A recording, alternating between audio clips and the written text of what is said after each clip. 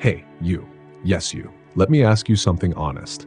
Have you ever found yourself in a disagreement, passionately defending your stance, convinced beyond doubt that you were right, only to find out later that maybe, just maybe, you weren't? It happens to the best of us. But here's the thing most people don't even know. Being right isn't just about knowing facts. It's woven into your psyche, shaping the way you see the world, and it's a hard habit to break. Look, I'm here to tell you you're not average. Most people won't dare to look inside, to challenge their need to be right. But you're different. You're here because you want to dig deeper, to grow beyond the surface, beyond the comfort of just being right. I've spent hours poring over research, diving into the minds of psychologists, reading articles, and analyzing real-life stories to uncover why we cling to our own versions of truth. This journey is going to be challenging, uncomfortable, even. But if you can handle the truth about why we all crave being right, you'll be able to free yourself from the constant need for validation. So if you're ready to change, let's go on this journey together. Here are the 11 psychological reasons why you believe you're always correct. Number 1, cognitive dissonance. Imagine you come across information that contradicts what you already believe to be true. It creates a sense of mental discomfort, a nagging feeling that something doesn't quite match up. This is called cognitive dissonance, and it's a powerful psychological force that can drive our behavior. When we experience this dissonance, our brains go into a kind of alarm mode, alerting us that there's a mismatch between our beliefs and reality. Instead of embracing this discomfort as an opportunity to rethink our perspective, we often find ways to justify our original belief. This might involve dismissing or twisting facts, selectively forgetting details, or even downplaying opposing views. The brain is essentially trying to protect us from the uncomfortable feeling of being wrong. Recognizing cognitive dissonance when it happens is challenging but freeing. It allows you to ask yourself, am I just avoiding discomfort, or is there a genuine reason to hold on to this belief? Number 2, the confirmation bias trap. Confirmation bias is one of the most common mental traps we all fall into. It's the tendency to favor information that supports our existing beliefs and ignore information that challenges them. Imagine you hold a strong opinion about a topic, say a political stance or a health practice. Without realizing it, you're likely to seek out news articles, discussions, or opinions that back up your viewpoint. Your mind essentially builds a bubble around you, filtering out facts that don't fit. The result? You end up even more convinced that your original opinion was right all along. This bias can be so ingrained that even well-intentioned people who aim for objectivity fall into it. I once believed I was open-minded and always sought the truth, but I found myself repeatedly drawn to sources that echoed my own views. To counter confirmation bias, try actively looking for credible sources that offer opposing perspectives. It's a challenging habit to break, but over time, it sharpens your thinking and broadens your understanding. Number 3, the ego shield. Our ego is like a psychological armor that protects us from feeling vulnerable or flawed. Admitting we're wrong, especially on something we're passionate about, can feel like a threat to our self-worth. When we're wrong, our ego can take a hit, stirring up feelings of inadequacy or weakness. To avoid this, the mind has a clever trick. It makes being right feel like a necessity. This defense mechanism, often subconscious, prioritizes maintaining a sense of pride over admitting a mistake. Picture a scenario where a friend points out an error in your thinking. Instead of considering their viewpoint, your instinct might be to defend your stance, even if it means twisting facts. The ego isn't inherently bad, it's trying to protect you. But by becoming aware of its influence, you can start to question it and gradually dismantle this shield. True self-worth doesn't come from always being right. It comes from being open to learning, even when it means acknowledging mistakes. Number 4, social validation. As social beings, we're deeply influenced by the need for validation from others. Imagine sharing an opinion in a group and everyone nods in agreement. There's an undeniable sense of satisfaction. This social validation isn't limited to social media likes or comments. It extends to real-world interactions where others' agreement reinforces our beliefs. Our desire to belong can be so strong that it sometimes outweighs our commitment to truth. In fact, Agreeing with the group often feels like an easy way to establish connection and acceptance. However, genuine belonging isn't about always being right or having everyone agree with you. It's about being true to yourself and being honest, even if your stance makes you feel like an outlier. Next time you find yourself seeking validation, ask yourself, am I expressing my true opinion or am I swayed by the group's approval?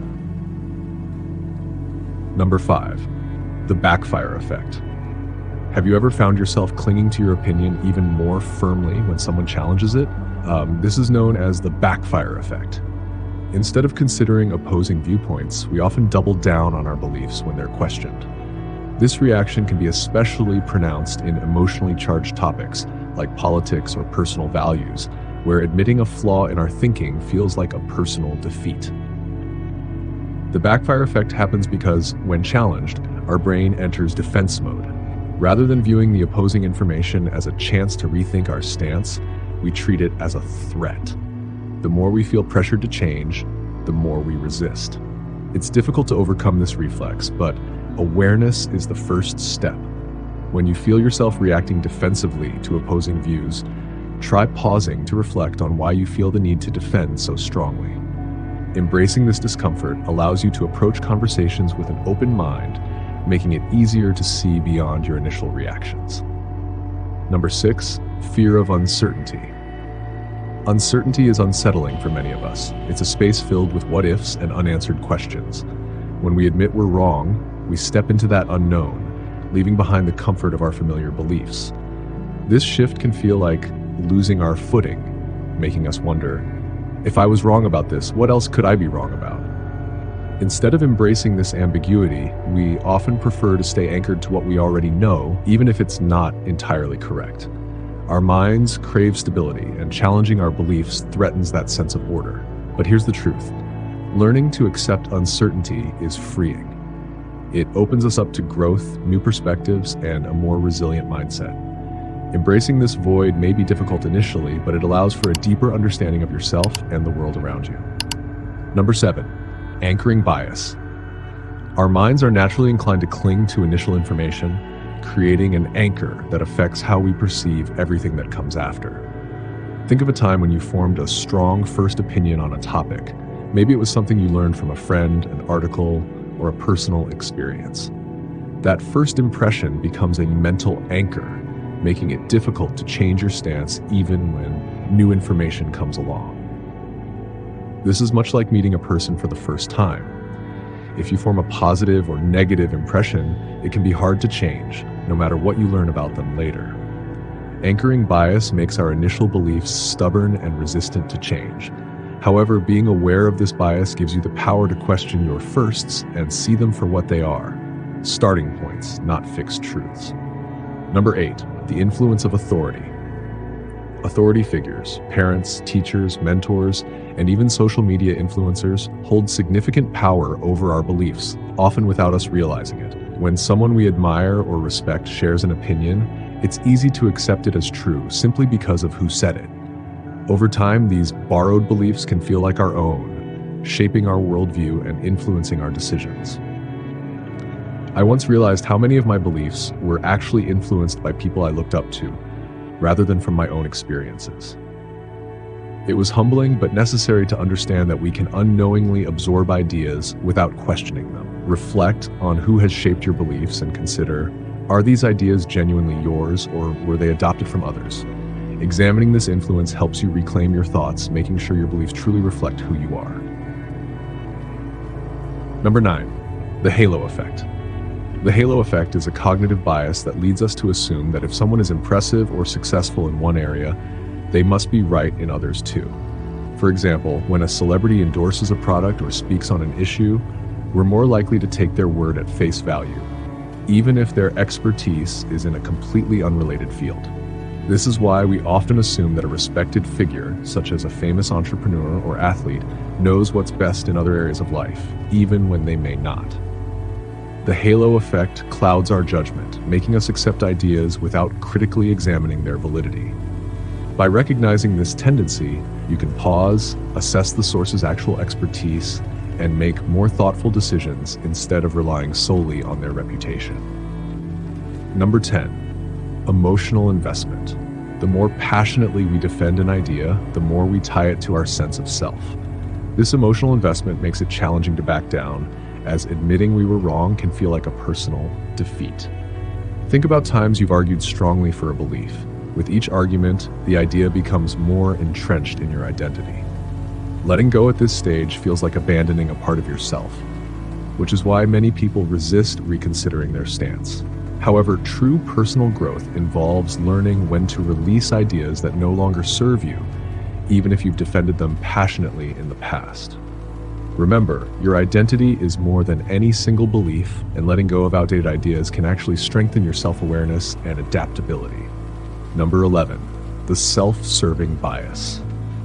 Self-serving bias is the tendency to attribute positive outcomes to our own actions and negative outcomes to external factors. When things go well, we credit our intelligence, hard work, or insight. When things don't, we find faults elsewhere, maybe in other people, the situation, or just plain bad luck. This mindset reinforces our belief in our own rightness, while preventing us from accepting responsibility when we may be at fault. It feels good to be the hero in our own stories, but this habit can create blind spots, making it difficult to recognize when we're mistaken. Accepting that we're not always right doesn't diminish our worth. Instead, it helps us become more balanced and realistic in our self-assessment. Recognizing self-serving bias can transform the way we approach success and failure, leading to a healthier, more self-aware mindset. Look, I'm not here to tell you that the journey to letting go of being right is easy. It's challenging, it's uncomfortable, and it's even painful at times. But if you're still here, if you're willing to look at these biases and reflect on your own beliefs, then you're not average. You're someone who's daring to go beyond the surface, to break free from the comfort zone, and to grow. So I challenge you, start small. Next time you're in a disagreement, pause.